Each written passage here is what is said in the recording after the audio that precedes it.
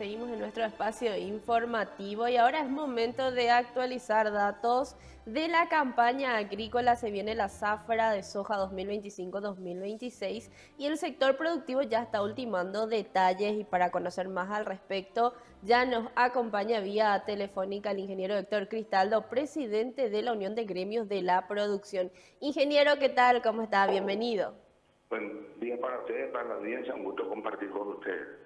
Gracias por el tiempo, ingeniero. Y bueno, conocer en detalle los preparativos de esta tarea tan importante que año a año encaran los productores de nuestro país. El trabajo más grande que realizan. Si bien durante todo el año hay desarrollo productivo, la campaña de soja a partir del mes de septiembre es lo más destacado, ingeniero. Como decís, todo el año hay actividad y si tomamos este momento, realmente se aplica ese dicho, el campo no para, porque estamos en plena cosecha de maíz, ya encarando el final, preparándonos para la cosecha de trigo en las otras parcelas, y en las parcelas que ya se van liberando de maíz ya están los preparativos para en septiembre arrancar con la siembra de la soja, que es el cultivo más importante del verano, es la soja, y es el que genera mayor ingreso de divisa al Paraguay. Ingeniero, con respecto al clima, ¿cuáles son las perspectivas que están teniendo? Bueno, hasta ahora todo apunta a condiciones normales. Es decir, no hay un pronóstico La Niña, es decir, que son condiciones más extremas. Pero siempre el clima es impredecible, son perspectivas o pronósticos. Y después está la peculiaridad especial ya en el momento de desarrollo del cultivo, si el régimen de lluvia es normal o no, porque a veces uno mira en el conjunto de lluvia, ve que en el periodo que estuvo, los 130 días que estuvo el cultivo, llovió, digamos, 300, 400 milímetros, pero la distribución de esa lluvia es la que al final determina los rendimientos. Sobre todo se necesita lluvia en la época de floración, es decir, germinación, floración y llenado de verano, que es lo que determina los rendimientos. ¿Cómo fue el proceso este año de ventas de todo lo producido, ingeniero? ¿Se puede hacer ya un balance, un análisis de lo que representó? Bueno, desde el punto de vista del productor, sí. Desde el punto de vista del país todavía está en marcha el proceso de comercialización y exportación. Desde el punto de vista del productor fue un año donde tuvimos por segunda vez caída de precio. Rendimientos muy buenos en el centro, sur y este del país.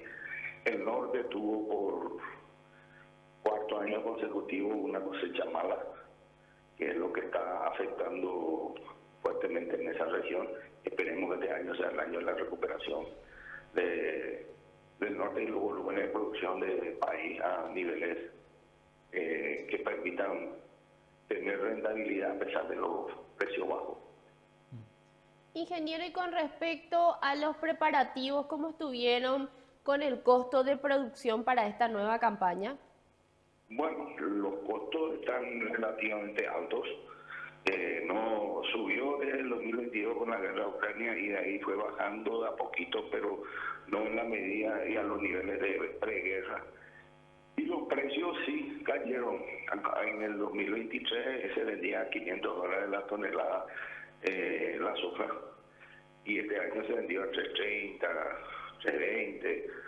Entonces es una caída importante en el flujo y el ingreso de la gente, y los costos están altos. Entonces estamos con un escenario de las tres variables que definen la rentabilidad, digamos, que no manejamos todo, es los costos altos, precios bajos, y lo que nos queda es clima que nos ayude para tener mayores rendimientos y tratar de equilibrar las cosas.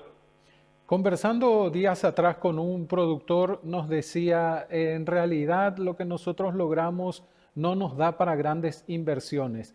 No pensamos, por ejemplo, en comprar maquinarias, nos estamos ajustando para estos costos elevados de la próxima campaña también. ¿Y es así, ingeniero? Correcto. Acordate que el 2022 fue el año de la debacle, la Sí. peor cosecha de la historia en Paraguay, donde el promedio estuvo en torno a 1.000 kilos por hectárea. Ujú. De ese año a ahora pasaron 3 años y quedan todavía cuotas que pagar de la refinanciación. Por un lado, ese es un costo adicional al costo directo de la siembra de este año. Ujú. Por otro lado, los precios de los insumos tan altos, el precio de la soja está bajo, entonces no es un escenario de precios bajos. El mejor para decir voy a hacer inversiones y la gente es cautelosa, cuida su número y trata de no asumir compromisos que después no pueda cumplir, porque el productor cumple su compromiso. Solamente Sí. contingencias como una sequía es lo que le obliga a pedir refinanciación. Ingeniero, también conversando con los productores, varios nos decían, tendríamos que producir el doble en esta campaña para poder lograr también tener esa rentabilidad, teniendo en cuenta lo que ya mencionaba usted, los precios bastante bajos y justamente los altos costos de producción. Sí, lo que te permite tener cierta holgura es tener buenos rendimientos, porque antes vos con 1.500 o 1.600 kilos por hectárea ya empatabas y lo que salía por encima te permitía mover tu flujo financiero. Hoy eso está en torno a 2.000 o 2.500 kilos por hectárea, que es ya mucho más difícil, sobre todo en ciertas regiones donde todavía no está consolidado, no son las zonas núcleo, y ahí los rendimientos no superan mucho eso. Ujú.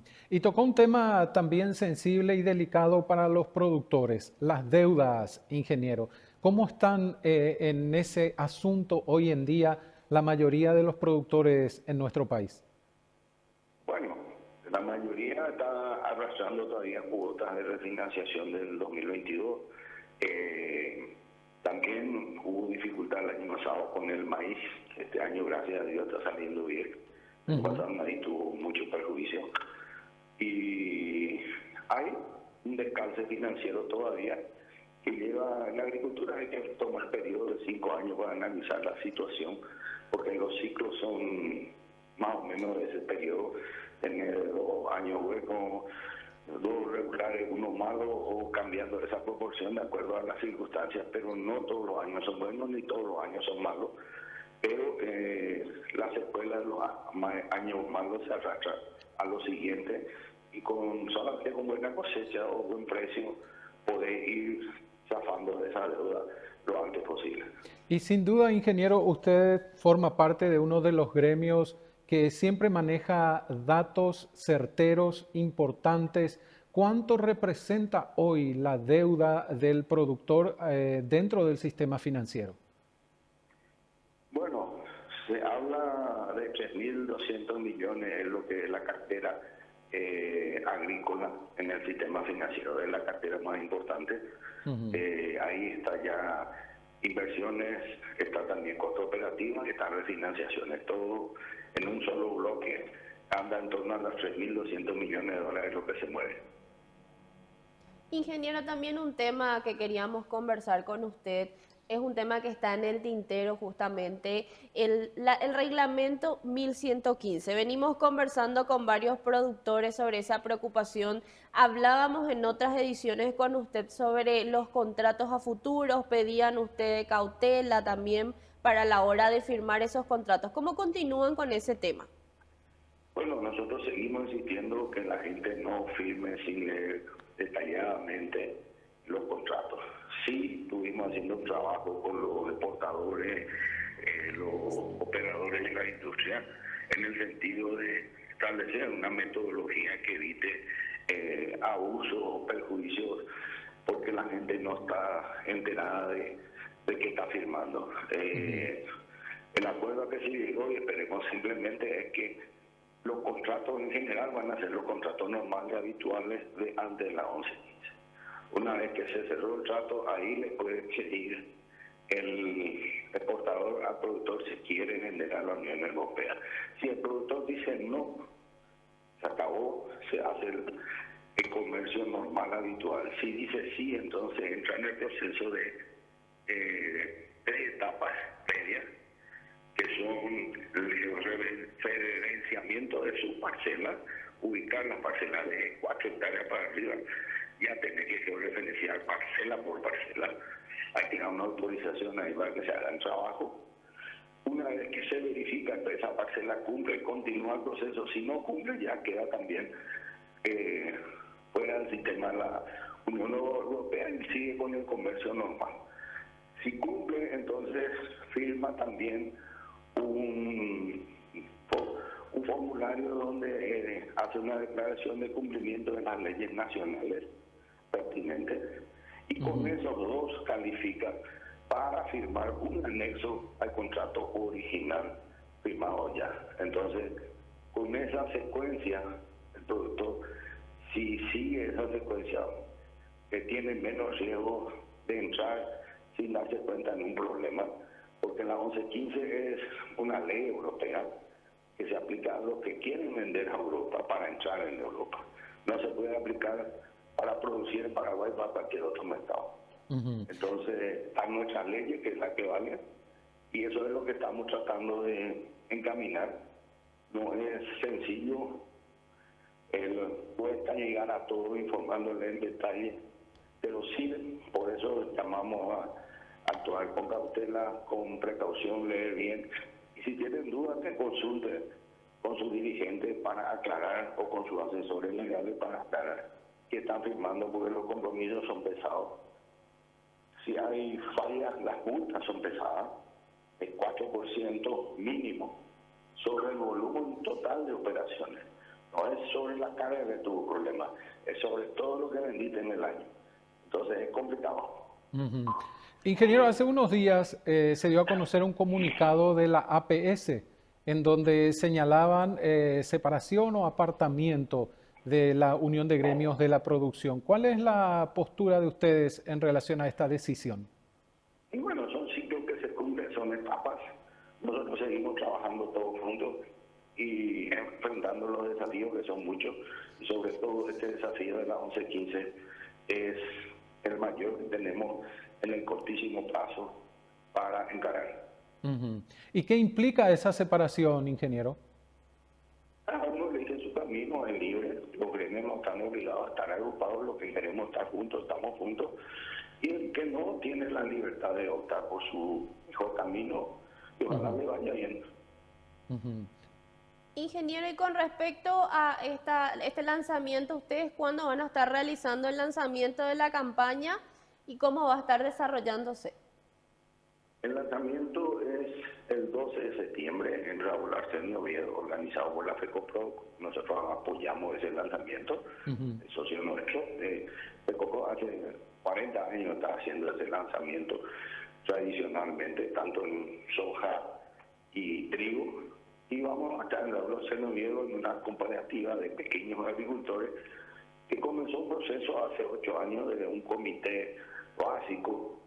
Se inició un proceso de capacitación, acompañamiento, asesoramiento, y hoy llegó este año, se constituyeron cooperativas. Por eso este año se hace ahí en la flamante cooperativa de pequeños productores que pasaron por muchos momentos difíciles, pero lo superaron, y el año pasado ya estaban facturando 13.000 mexicanos de guaraníes, cuando antes no llegaban ni al 10% de eso. Y desde hace un par de años, ingeniero, vemos precisamente 2 lanzamientos del inicio de la zafra. Ahora, por supuesto, ustedes, como decía, con FECOPRO van a apoyar ese emprendimiento porque FECOPRO forma parte de la UGP, pero paralelamente también hay otro lanzamiento. Sí, ya te decía, el FECOPRO hace 40 años hace esos lanzamientos, tanto en trigo como en soja. Los otros lanzamientos comenzaron hace un par de años. Entonces, cada uno elige su camino, como hablamos. Ingeniero, agradecemos el tiempo, los detalles para nuestros televidentes, y seguro que los productores están escuchando también la entrevista. ¿Algún mensaje que quiera compartir con ellos? Que tengan mucho cuidado a la hora de negociar los contratos, que lean bien, que se informen y que conscientemente asuman o no por la responsabilidad de los compromisos tipo Unión Europea, porque en el fondo es una adhesión voluntaria, nadie le puede imponer. Entonces, que tengan ese cuidado y que a poner el mejor esfuerzo el mejor trabajo posible y manejo para emprender esta siembra que arranca en un mes y tengamos un buen resultado para el año que viene. Muchísimas gracias, ingeniero, por su tiempo y por todo el desarrollo también de cómo están trabajando para esta nueva campaña. Ok, gracias a usted.